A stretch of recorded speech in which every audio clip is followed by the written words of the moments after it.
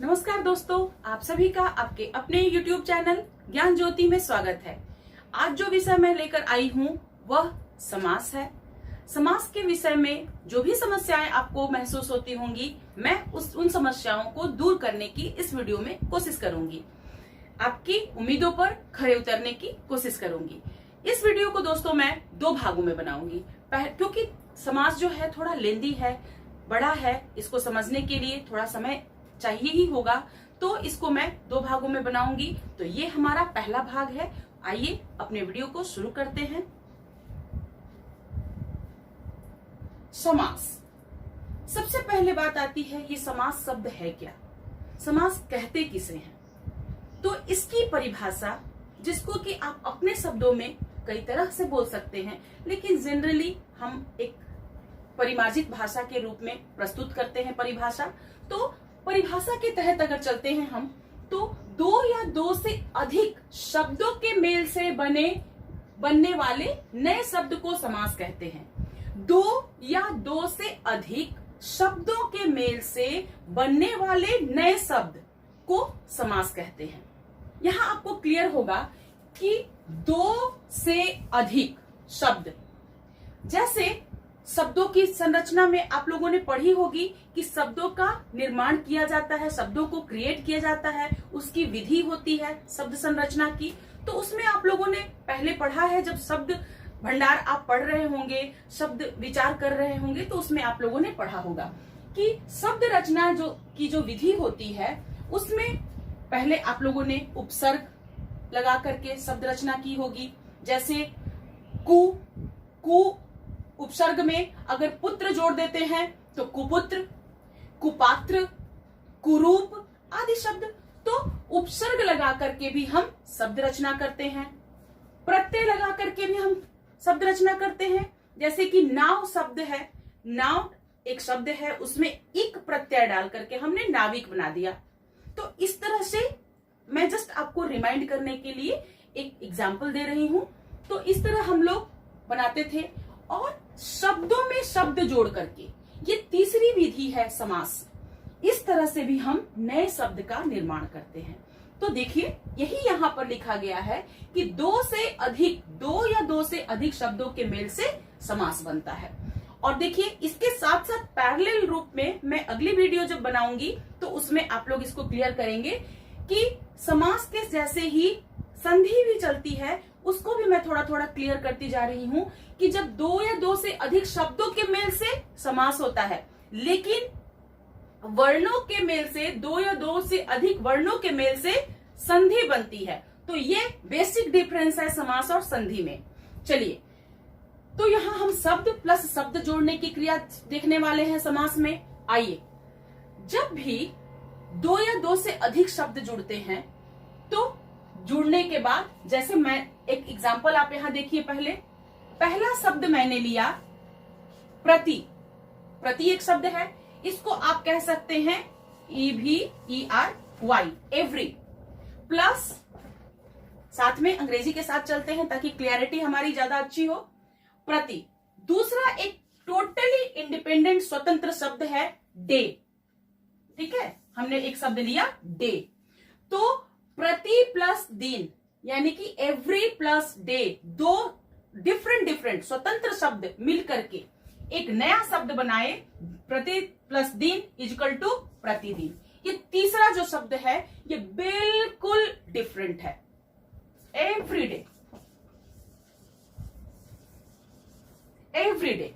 ठीक है, तो ये हमने एक शब्द, पहला शब्द लिया, तो शब्द प्लस शब्द इक्वल टू तीसरा स्वतंत्र शब्द, 2 शब्दों को मिलाकर के जो नया शब्द बनता है वो समास। तो ये हमने एक समास का ये किया, क्रिएशन किया, समास पद बना। अब देखिए, ये मैंने लिखा है ऊपर में पूर्व पद प्लस उत्तर पद।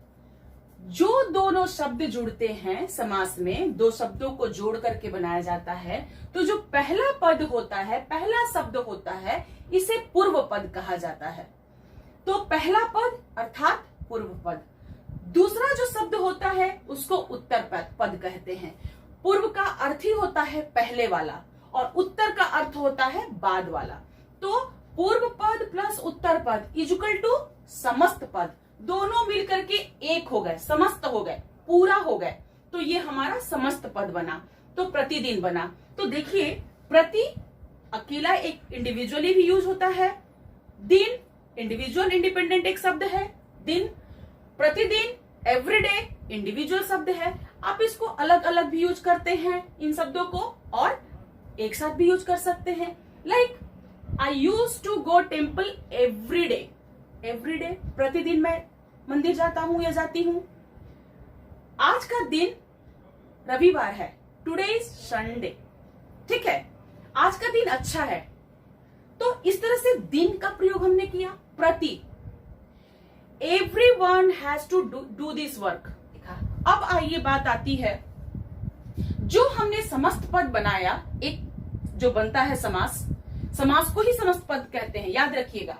तो समस्त पद को विग्रह करते हैं, उसको जब फिर जिस चीज को हम जोड़ते हैं फिर उसको अलग भी तो कर सकते हैं, उसको तोड़ भी तो सकते हैं। तो ऐसे कंडीशन में जब पूरे शब्द को तोड़ते हैं तो उसको कहते हैं समास, समस्त पद विग्रह, तोड़ने की क्रिया को, उसको अलग करने की क्रिया को। तो समस्त पद विग्रह, जैसे कि एक एग्जांपल देखिए, पुरुषोत्तम, तो पुरुषों में उत्तम। अब देखिए पुरुषोत्तम समस्त पद को हमने ब्रेक किया तो हमने पाया कि पुरुषों में उत्तम, 3 शब्द इससे निकले, ठीक है।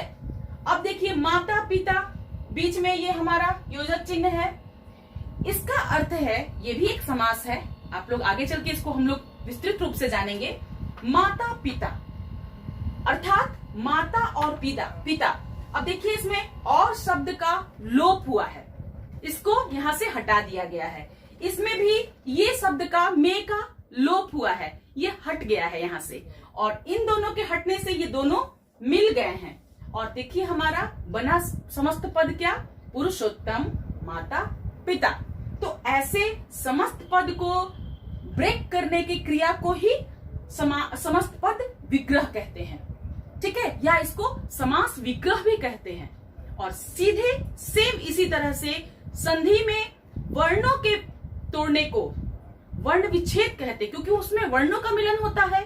समास में शब्दों का मिलन होता है, मेल होता है, और संधि में वर्णों का मेल होता है। तो जब मेल टूटते हैं वर्णों के तो वर्ण विच्छेद, और सब पदों के मेल टूटते हैं तो विग्रह। तो विग्रह और विच्छेद, ये दोनों शब्द आप लोग कभी भी कंफ्यूज मत होइएगा, क्योंकि बच्चे अक्सर कह देते हैं कि समस्त पद को जब ब्रेक करते हैं तो वो विच्छेद होता है। बिल्कुल नहीं, समास में विग्रह होता है, संधि में विच्छेद होता है। तो यहाँ हमने इस बोर्ड पे अभी हम लोगों ने जाना कि समास क्या है। समास एक शब्द निर्माण की प्रक्रिया है, विधि है। इसमें 2 पद होते हैं, पूर्व पद और उत्तर पद। ये दोनों पद मिलकर के हम लोगों के एक नए शब्द का निर्माण करते हैं, जिसको कि समस्त पद कहते हैं। समस्त पद को तोड़ने की क्रिया को समास विग्रह कहते हैं या समस्त पद विग्रह कहते हैं। तो दोस्तों आप लोगों ने देखा कि हमने समास में समास की परिभाषा, किस विधि से शब्द संरचना होती है, ये जाना, और पूर्व पद, उत्तर पद तथा समस्त पद, इनके विषय में हम लोगों ने जाना।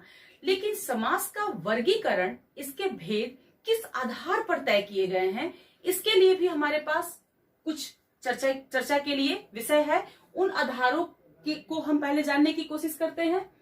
तो समास के भेद के आधार, समास को वर्गीकरण में डाला गया है किस आधार पर, तो इसका आधार है समास के दोनों पद, पूर्व पद तथा समस्त पद, इन दोनों के बीच क्या संबंध है, इस आधार पर समास के भेदों को वर्गीकृत किया गया है, उनको बांटा गया है, उनको विभिन्न भागों में बांटा गया है। तो पहला हमारा इस कैटेगरी में आता है पूर्व पद गौण तथा उत्तर पद प्रधान। अब आइए, पूर्व पद गौण, उत्तर पद प्रधान। तो गौण का अर्थ हो गया यहाँ कि कोई अहमियत नहीं है उसकी, उसको हम इग्नोर कर सकते हैं। तो पहला पद को इग्नोरेंट मान लीजिए, और दूसरा पद जो है उत्तर पद, ये मेन है, मुख्य है, प्रधान है। तो इस आधार पर पहला इसका भेद बताया गया है। और ये पहला भेद क्या है? तत्पुरुष समास। तत्पुरुष समास, ये हमारा पहला भेद है। ठीक है, इसके आधार पर पूर्व पद गौण और उत्तर पद प्रधान, इस आधार पर पहला भेद इसका। दूसरा हमारा आता है पूर्व पद तथा उत्तर पद गौण और कोई तीसरा पद प्रधान। देखिए इस कैटेगरी में क्या होता है सेकंड स्टेज में, कि पहला पद गौण, दूसरा पद भी गौण, और जो दोनों पदों को मिलकर के तीसरा समस्त पद बन रहा है, वो पद उसका डायरेक्ट अर्थ न लेकर के उसका कोई हम लोग विशेष अर्थ लेते हैं। उसका जो अर्थ होता है वो किसी और को रेफर करता है, कहीं और ही अपना अर्थ बताता है। तो इस कैटेगरी में इसके आधार पर जो समास का वर्गीकरण हुआ है और जो भेद है वो है हमारा, इसके अंतर्गत जो आता है वो है बहुव्रीहि।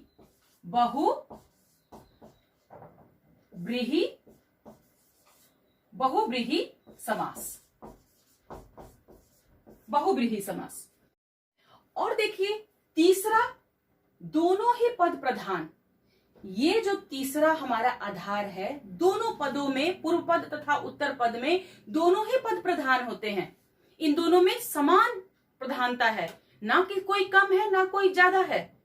इसलिए इन दोनों को इस प्रधानता के आधार पर इसका वर्गीकरण किया गया है, इसका भेद बताया गया है। और ये समास किस नाम से जाना जाता है? तो द्वंद्व समास। द्वंद्व समास। ठीक है, द्वंद्व समास।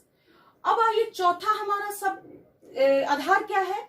तो इसमें पूर्व पद उत्तर पद, ज्यादा इसमें कोई झंझट नहीं है, इसको समझना बहुत ही आसान है। इसमें जो हमारा पूर्व पद होता है वो कोई अव्यय शब्द होता है। अव्यय, अविकारी, जिसको कि अविकारी शब्द कहते हैं, जिसका कोई परिवर्तन जिसमें नहीं होता। किन आधारों पर नहीं होता है? लिंग, वचन, कारक, काल, वाच्य आदि के आधार पर इसमें परिवर्तन नहीं होता है। क्रिया विशेषण शब्द हो गए, समुच्चय बोधक शब्द हो गए, संबंध बोधक शब्द हो गए और विस्मय आदि बोधक शब्द हो गए। ये सारे शब्द, ये चारों के अंतर्गत जो शब्द आते हैं वो अव्यय शब्द होते हैं। तो चलिए इसके बारे में हम बाद में चर्चा करेंगे। तो ये हमारा चौथा जो समास होता है वो होता है अव्ययी भाव समास। अव्ययी भाव समास। ठीक है, तो ये हमारे 4 समास। अब आप लोगों को अगर थोड़ी भी जानकारी पहले से होगी कि समास के कितने भेद होते हैं, तो आप लोग जानते होंगे 6 भेद होते हैं। तो 6 भेद में मैंने तो यहाँ 4 बताया, क्योंकि इन आधारों पर हम लोगों ने अभी डिस्कशन किया। तो हम अगले वीडियो में इसकी विस्तार से चर्चा करेंगे, इसके ऊपर विस्तार से बातें करेंगे और हम लोग समास का पार्ट 2 देखेंगे।